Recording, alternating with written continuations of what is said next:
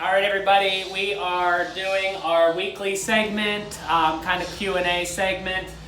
This week, we're going to talk a little bit about housebreaking and some do's and don'ts of housebreaking.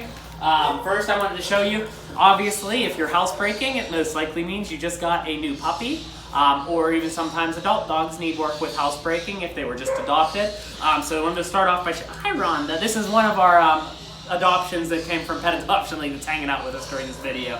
She's very interested in what we have to talk about. So I wanted to show you guys the Petland Puppy Guide. This is free to anybody that just adopted a puppy or an adult dog. We also have one for cats and kittens. You just need to come into the store and pick this up, and it's got a ton of savings, and it has coupons for almost everything that we're going to talk about when it comes to housebreaking. Also has free doggy daycare, free boarding, free nail trim, coupons off of grooming, a free bag of puppy food, and then it's going to go on to free pig's ears, so tons of freebies in here, and then we start with some coupons after that, training crates, exercise pens, dog treats, dog toys, and such. Essentially anything that you would need for a new dog or puppy, we have here in this coupon book. So the first thing we're going to talk about, the most effective way to housebreak a new puppy or dog is to crate train them. So we sell a dog crate here, double door dog crate, and it does come equipped with a divider. So if you have just gotten a puppy, a lot of people think like, I have the crate. The most important part of the crate with housebreaking is the divider.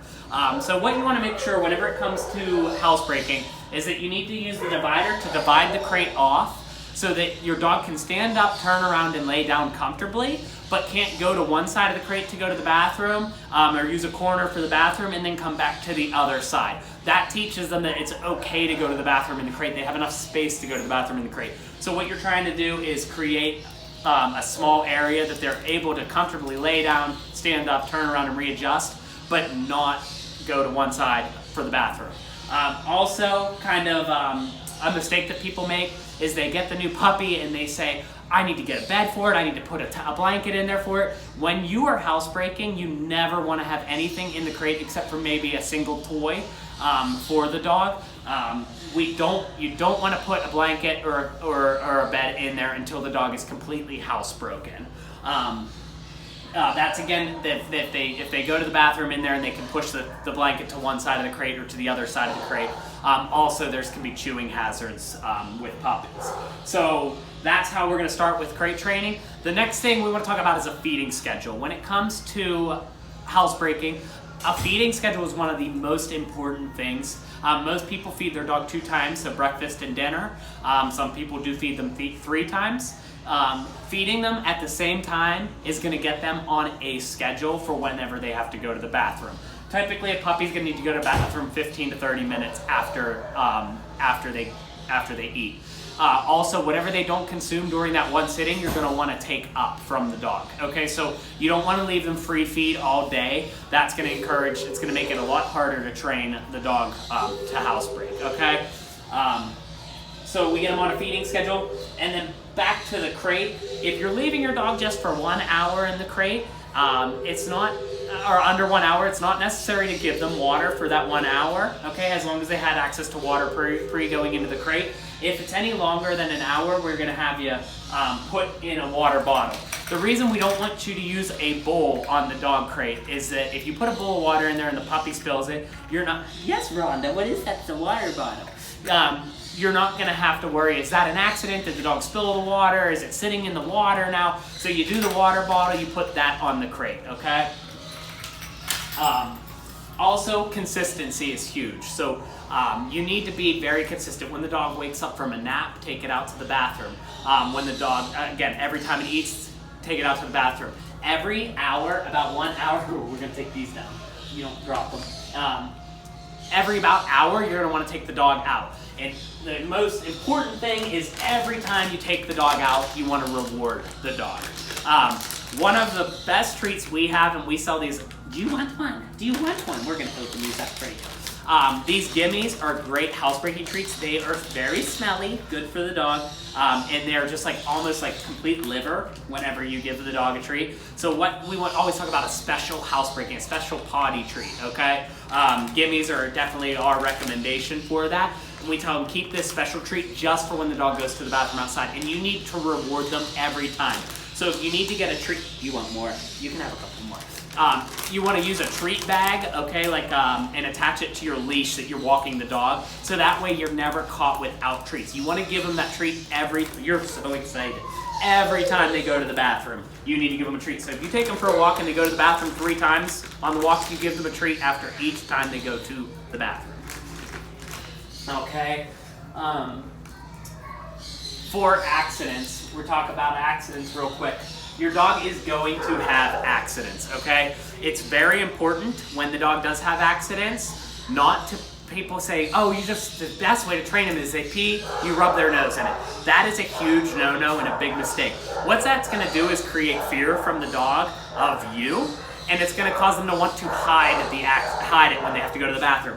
So not only are they gonna try to hold it or try to wait till you're gone to go to the bathroom. So it's like, oh, they put me in the crate, now I'm gonna go to the bathroom. Or there's a hidden spot over here, I'm gonna go and hide over here and I'm gonna pee real quick. Now your dog's having accidents in the house that you don't even know about because they are scared to do it in front of you. So whenever you go to clean up messes, especially on carpets, upholstery, you wanna use an enzymatic stain and odor eliminator.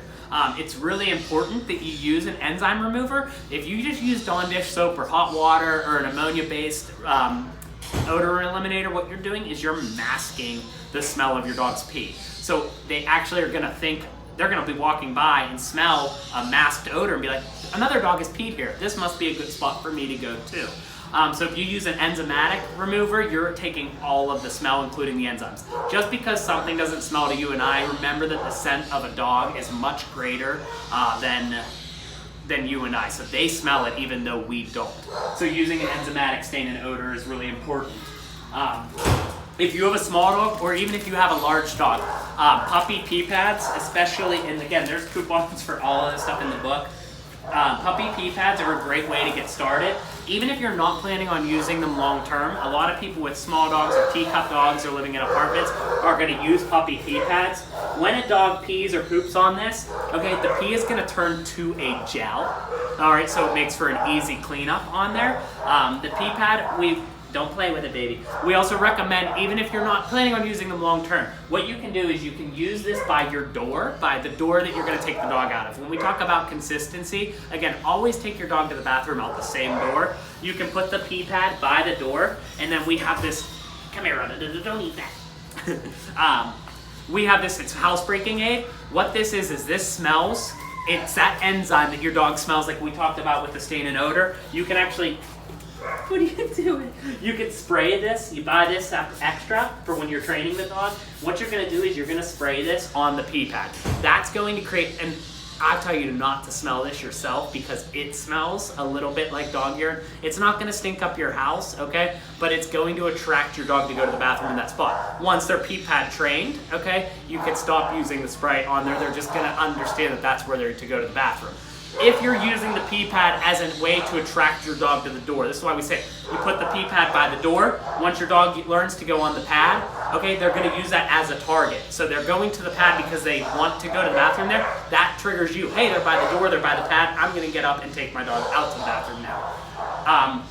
You can also use this outside. So they say always take your dog to the same area to go to the bathroom. So if you're going to take them to the bathroom in the front yard or take them to the bathroom in the backyard, take this out, spray this in that area. Again, that's going to attract your dog to go to the bathroom in the yard, teach them good habits on where to go to the bathroom. Going back to when they have messes, we're getting near here, the end of the housebreaking information for you, is your dog is going to have accidents. It's going to have accidents in the crate, okay? You're going to want puppy shampoo. Puppy shampoo allows you to bathe your dog more often. It's very important that you do not use human product shampoos. Sometimes people just say like, I'm just going to bathe them with the Head and Shoulders, or I'm going to use baby shampoo. Puppy shampoo allows you to bathe your dog more often. You can bathe your dog obviously just a little bit over a week with puppy shampoo. It's not going to dry out their skin too bad. If your dog's having accidents in their crate more often or getting into messes more often, you can use these things that we call like for between the baths. This is a waterless shampoo that you don't have to rinse your dog, okay? There's a deodorizing spray and then sanitary wipes. So if your dog just has a small accident in the crate and got a little bit messy and you've just given the dog a bath the day before, and these things are going to happen when you're housebreaking a dog, you grab a couple of these items so that you can keep your dog sanitized and sanitary for you and not smelly for you, because if you're happy, you're normally happy with your dog. So, and then a little bit, we can talk a little bit more advanced in addition. The training bells also, you can put these by the door and start showing your dog these. Every time you go outside, you bump the training bells and you open the door. That way the dog signifies, hey, every time the training bells bump, I get to go outside. So again, that's a little bit more in depth. Sometimes people just want to be alerted, and sometimes all it takes is, dogs don't always bark at the door, right? So again, using the training bells, these hang from your doorknob, and that'll alert you for your dog. So similar to the housebreaking pad, when they go to that housebreaking pad, you know to take the dog outside. And when they go to use the training bells, it alerts you to take the dog outside. Okay. So I think that I covered almost everything. Obviously, if you guys are housebreaking your dogs and have further questions or think something we didn't go over in the video, feel free to put them in the comment section of this video. We'll be glad to get back to you. If you just got a puppy and you're housebreaking, stop in, get the puppy guide. Literally, there's a coupon for every single item we talked about here when it comes to housebreaking. Make it very affordable for you guys. And again, I know that sometimes you get frustrated. Housebreaking is the most frustrating part of probably owning a puppy, owning a dog. Once you get past the housebreaking, everything gets a lot easier. So you stay positive and stay consistent with your dog, and you'll get through it, and you'll get your dog trained quick. Thanks for watching, guys. We'll answer any questions in the comments.